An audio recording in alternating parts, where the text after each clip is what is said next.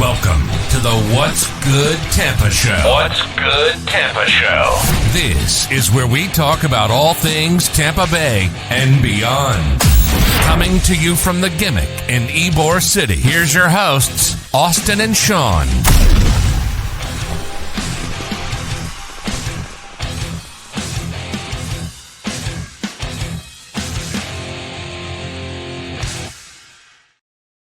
All right, here we are. We're back. It's been a long time, but honestly, I'm excited. I'll be honest with you.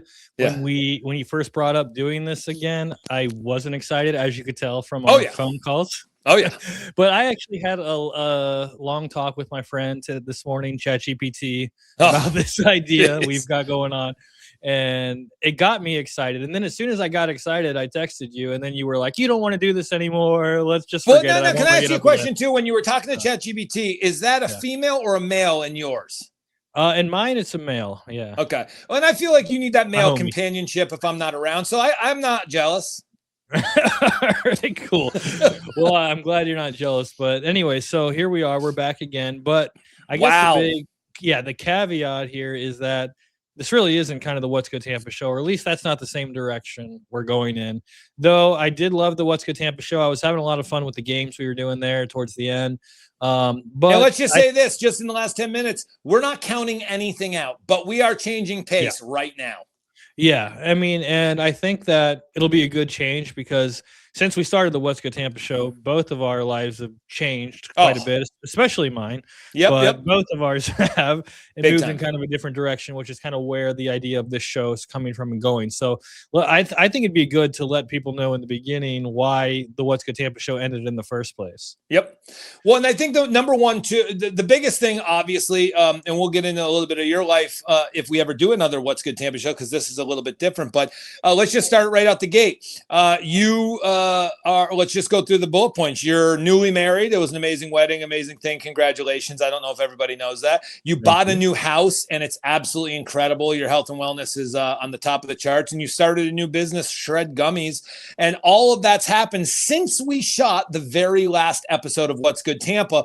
So, talking to me as well, I've had some, I wouldn't say changes. Everything's similar to where I was before, but growth. And it's just been absolutely incredible in the last 3 months, and I have a lot of people to thank for that. And it's just been a very big evolving thing for me as well. But I think the biggest thing is we're going from What's Good Tampa to Let's Talk Business, because both of us are business people and businessmen, if we will. And here's the other thing too.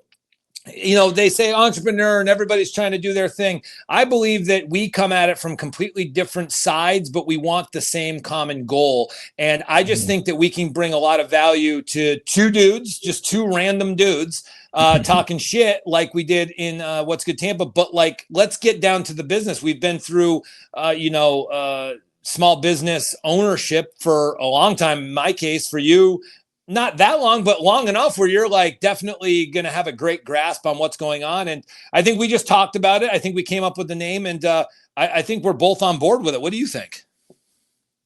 Yeah, I think I'm excited about it. It's basically all I think about now is business and starting a business. Consumes me.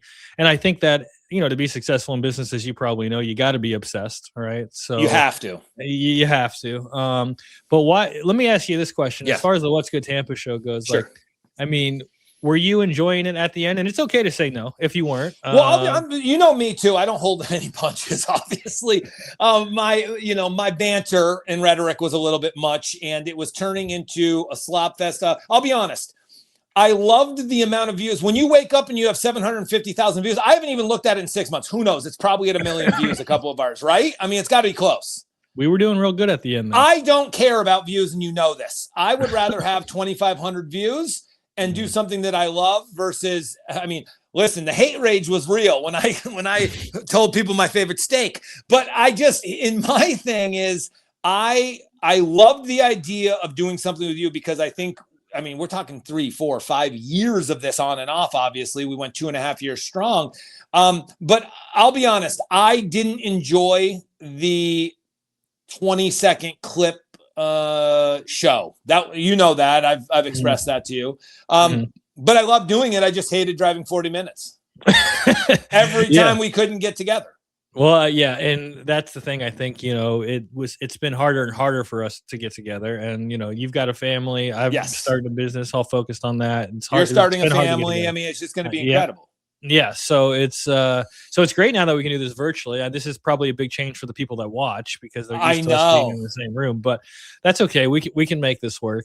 Well, here's the other thing too. Like you were saying, this gives us the opportunity. Like we've always wanted to do so many shows. We went to twice a week and it was the best. Dude, we can do 3-4 days a week. No promises, but like I think this is something that's going to change the game because we can get so much valued content out. Hopefully, that we can do many things. And I just think as long as it sounds good and looks good. I mean, I have a cord right now, but I'm waiting on a Bluetooth headset right now from the old school 90s. I had to do it. I'm in this amazing 90s room. You saw my content room I built in my house because I'm going to start doing some crazy things with my art. But like this might just be what we needed is the convenience to do it when we were ready to do it.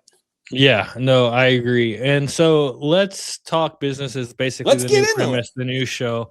Yeah, so I think the big difference too between this and the What's Good Tampa show is we hope to provide a lot more value here. I mean, before we were just kind of having fun, bantering, telling stories, playing games, whatever. But here we want to actually provide value that hopefully people can learn from things we've done, our mistakes, things that we've done that have been successful, and so on. So I'm excited too because I want to learn a bit from you because, again, I am just starting as a new entrepreneur. And you've been doing this for quite a while. You had your gym business, your art business, your comedy business, so on and so on. So again, I think value is going to be the real key thing here that we want to provide. So that's why we're going into this direction instead of, continuing the What's Good Tampa show. So, after leaving, your career, which again, if you want to get into, we can. Yeah, sure. But as far as the gym business goes, what was your mindset during the gym business that kind of made you leave and want to be an entrepreneur in the first place? Did you always want to be an entrepreneur, or did you get to the point where you were like, I had enough?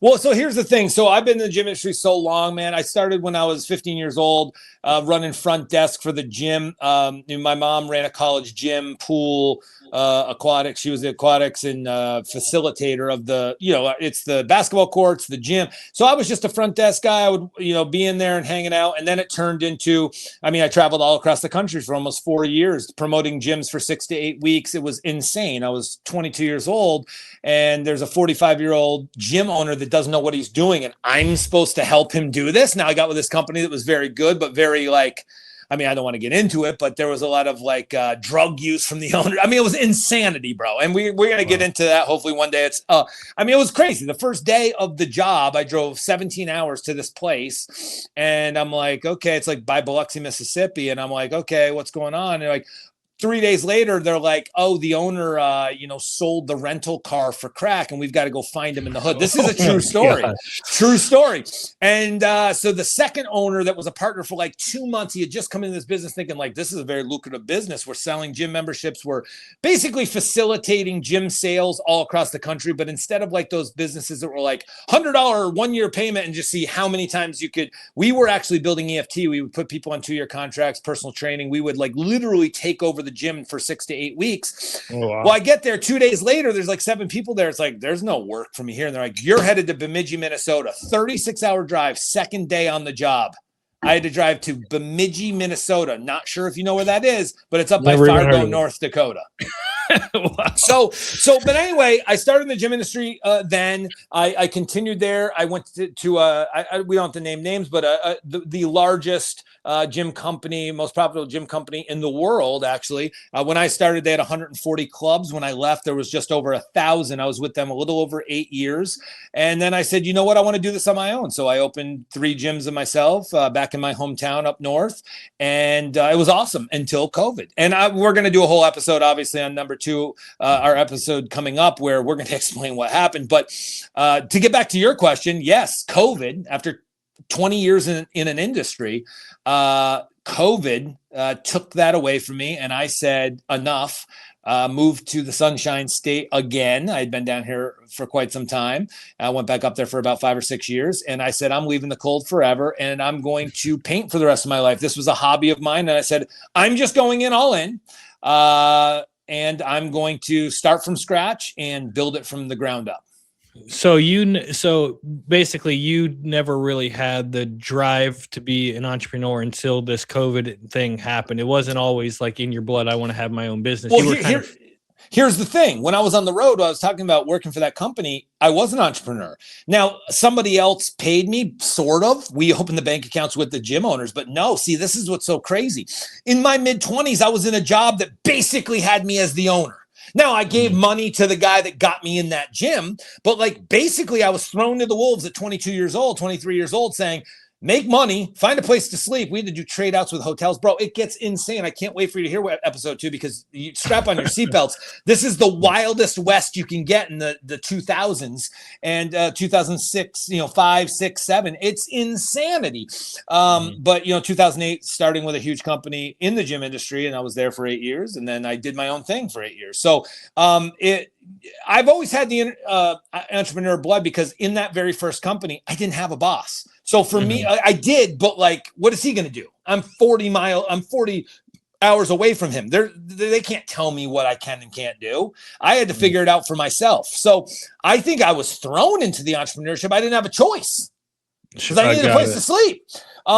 So for me, I think I was very lucky, although there are some crazy stories that we're going to get into. And I want to bring on a guest that used to work with me just to tell some of these stories. And it was, I was thrown into it and, I didn't look back. So I've always had that in me, but I'll tell you one thing.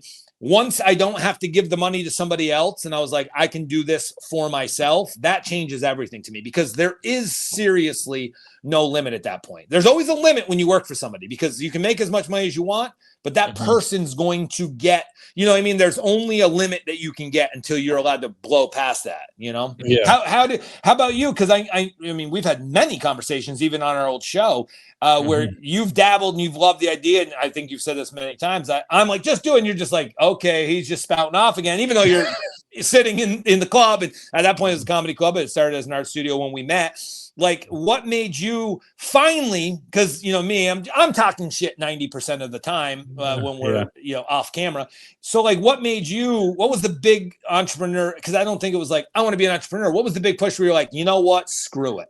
Yeah, well, I'll keep this kind of short because I do want to have a whole episode where we'll go into the more detail. But definitely, just in a nutshell, for me, I was always what I would call like an intrapreneur. You've heard that term before? Oh, for sure. Which is just someone who works for somebody else, but kind of treats the business as their own and wants to help grow it and so on. So I always had that kind of mindset. I never minded working in corporate America or working for the man, as they say. I always.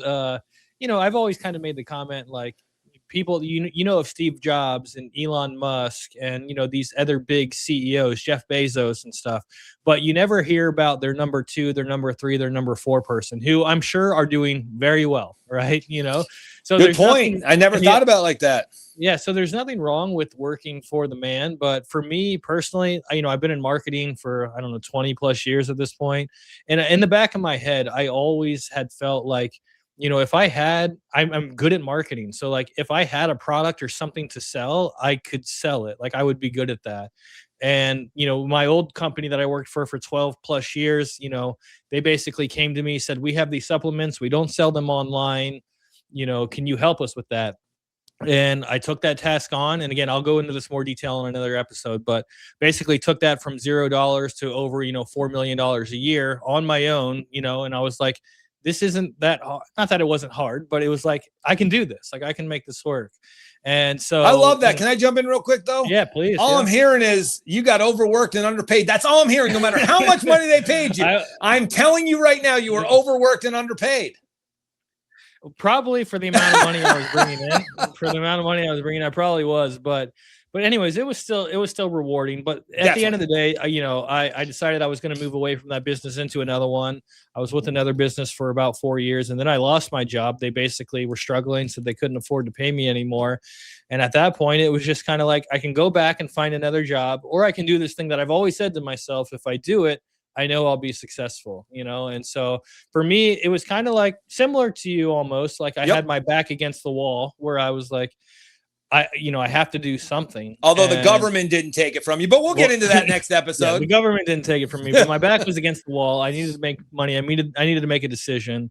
And I knew if I didn't do it now at 42 years old, 41 at the time, I would never have done it. So I'm glad that I did. Things are looking great right now. And again, I don't want to get into it all now. This is just kind of an intro episode, but yeah, that's how I got into entrepreneurship, basically getting laid off and deciding like, now's the time. It's now or never. And I knew that if I didn't act now, I would just regret the fact that I didn't later, No, I do. And I want to just point one thing out too, as we get started. And for episode 1, I think this is a very good basis point. And I think, both our wives at this point would love this. The women in our lives are the reason we got to make these decisions as well. And we have to shout out them because, my wife and I have kids, and it's like a lot of wives, would be like, you're going to do what?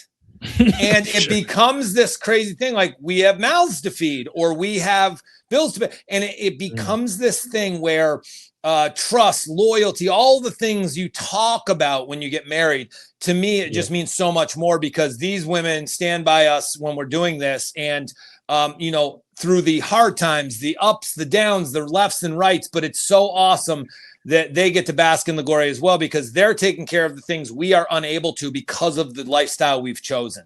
Yeah, no, that's well said. Well said, because I agree 100%. I'm so lucky to have such a supportive partner. And like, go for it, honey. It's tough sometimes. It is. And you just need that one person to encourage you and push you on. And, my wife does that every day. I'm sure yours does as well. 100%. And, without them, I would probably have just gone back to a corporate job, to be honest with you. And got paid less. Yeah, and got paid less. And she was the one that was like, no, you need to go for this. I remember being on that call with the coach. I hired a coach when I first lost my job. We'll get into that. Yeah, I know you want to get into that, but I felt it was the right thing to do, and it still. And listen, for you, it might have been. Yeah, and so, but I was going to not do it, and she was the one like, no, you should do this. Like, this seems good for you. You should do it. And so, because of that, I had a successful run with that business. So. I'm you're wearing a button down. I'm wearing a t-shirt. this is how I look at. I've got a cord hanging out, and you've got whatever that beautiful thing is behind you with the tree and shit. But like, here's the thing though, too, is this is the best part is we are. There's going to be two opposite ends of the spectrum to get to the same conclusion, and that's the thing about business. Yeah. And you and I, we're best friends, but so different in so many ways, which everybody who watches any of our shows would say the exact same thing. Like, I don't even understand how you two coexist, but somehow it happens. But we're coming at this from two different perspectives and two different mindsets, Yes. Where, from marketing to sales to everything else. But we want the same thing in the end. Yeah, we want the same thing at the end. And I think that's why people will find this beneficial, because they'll get those two different perspectives and get two sides of ideas, 100%. So going forward, I guess, what is our goal with the show to accomplish, let's say for the rest of the year? Well, I've got some things written down. So number one, I want it to be entertaining. I think that our What's Good Tampa show was so good, and we're not going to talk about it too much anymore. But I think one of the things is we are real life people. Remember, we don't have 3 million followers. We have 20,000. We don't have, multi-million dollars in the bank from our parents. We've got what we built from scratch. Right. So we are actually the majority, not the minority. When, our favorite influencers that tell us, how to roll in a Bugatti and go to the club and all that stuff. Like, it is what it is. I'm not saying they didn't work hard to get there, because they absolutely did. But I think that I don't think they started their podcast when they were where we were, where we're like, we're starting this thing and we're trying to grow up. So I believe that we're going to reach out to the 90% of the people that are probably going to relate to our shoes versus these people that are trying to like, hey, I've got this thing and I got to put this thing out because I'm just trying to be relevant. Like, for us, we are trying to build value in the fact of like, hey, we've got goals. We are trying to find a way to get there. We've succeeded. We failed. We've gone up. We've gone down. But we're just being completely from our hearts, like pouring out saying, this is what we've done. Help us. Listen, if somebody comes out and comments and says, hey, you should try this or you should try that. You know how I feel about AI? I know how you feel about AI. Maybe they'll say, no, if you really do it this way, it's not the same. Or if you do it this way, or maybe somebody will say, yeah, I think you're right. We need to devolve this, and we need to get back to like personal relationships. And that's the way you build value. So I just think that we're giving people it from a raw perspective. And there's nothing for us. It's not like we have these huge investors coming in saying, hey, say this, say that, pitch this AI company, pitch that. We're just literally from the bottom up saying, I moved because COVID shut my place down and I won in court eventually. Episode 2. And then I said, you know what? I've been a hobbyist. I've been painting since the year 2000. I'm going to make a living out of this in 2020. And that's how I did it. And you said, I've been in corporate America. I don't care how much they paid me. I'm going to do this on my own. So I think this Let's Talk Business show is just that. We're going to talk business from start to finish so people can say, maybe there's people out there working their corporate job, but they really want to go on their own. Maybe we can give them some tips and trips so they don't trip up where we might have. Right. Yeah. And that's what I'm excited about. Again, providing value, but not only that, but I'm sure we'll learn something from each other and our audience as well, which will be great. Definitely. So, we're, like I said, we're going to kind of keep this episode short as our first one, just as a teaser, let people know what's coming. So stay tuned for episode 2. But I want to end with a question, that's on my mind, and maybe we can make this part of like a segment of the show, like we used to do the lightning round or something. Love it. The show will evolve as we know. Love it. Kind of keep doing this, but the question of the day is, what about entrepreneurship it basically changed your mindset, or like that you didn't know about it that you do know now? So like a lot of people think entrepreneurship means like you work for yourself and everything is lovely and blah blah blah, take vacations when you want, whatever. What shocked you about entrepreneurship? There was no more choice. So when you're working for somebody, there's a choice. You can call in sick. You've got this many sick days. I don't have to work hard today. I'm going to kind of, I had some stuff going on. I had a long weekend with the boys golfing. Let me just get through today. When you work for yourself, you never, ever go through the motions because it completely represents you. I'm an artist. I own a comedy club. I own gyms for a long time, being in the gym industry.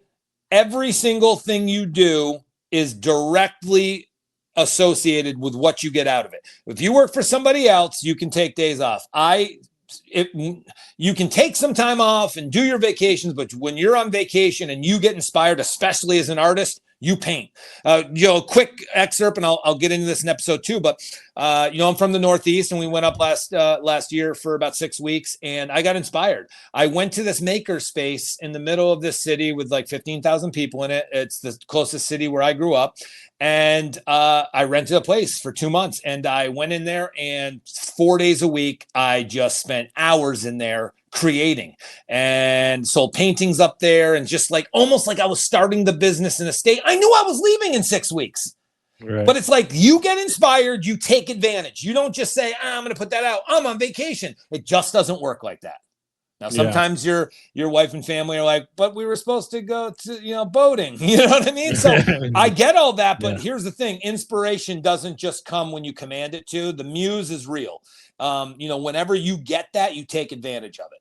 How about you? Yeah. For me, I think it was, it sounds, again, great, like working for yourself and all that. And a lot of times, I find that I work harder and put in like more hours than I even did at my corporate job, because it's like really almost like a 24/7 thing. And even when you're not physically working on it, it's all you think about. So it's almost like work on the brain, 24/7, like constantly thinking, what can I do to improve sales today? I guess what I'm trying to say is that I feel like I work harder now on this than I ever did at my corporate job. With way less out of it. Yeah, with way less out of it. Like right now, I'm not making like anything, all the money I put in. No, you're chasing. You're chasing.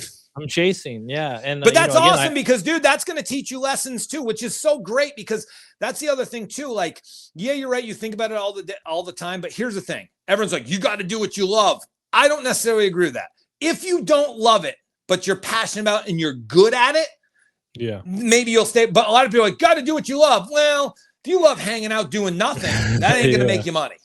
Yeah. Oh, there's a great Chris Rock quote, and I think it goes something like this: like, oh boy, don't go. If you work for your passion only if it's hiring. Like, meaning, like, your passion isn't always going to be what pays you, and like, don't necessarily follow your passion. Follow where you can make money, and if your passion can align with that in some way, then great. 100%.